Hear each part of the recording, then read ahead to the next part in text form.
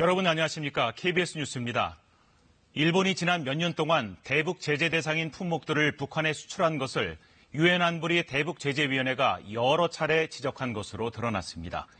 군함의 레이더나 무인기 부품은 물론 담배와 고급 승용차 등의 사치품도 일본에서 북한으로 수출된 것으로 나타났습니다. 한승현 기자의 보도입니다. 지난 2015년 2월 북한 고속함에서 미사일이 발사됩니다. 이 미사일을 탑재한 군함의 레이더가 일본 제품인 것으로 나타났습니다. 유엔 대북제재위원회의 전문가 패널이 작성한 보고서에 실린 내용입니다. 보고서는 2014년 3월에 백령도에 추락한 북한 무인기의 카메라와 라디오 수신기도 일본 제품으로 판명됐다고 밝혔습니다. 삼척과 파주에서 발견된 북한 무인기 역시 엔진과 카메라 등 5개 부품이 일본 제품으로 파악됐다고 보고했습니다.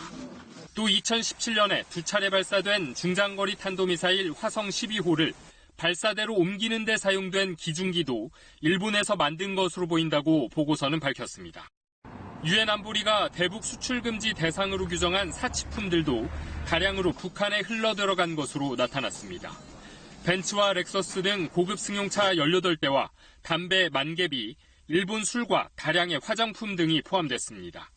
2010년엔 화장품을 비롯한 26억 원 상당의 사치품이 일본에서 중국을 거쳐 북한에 불법 수출됐습니다.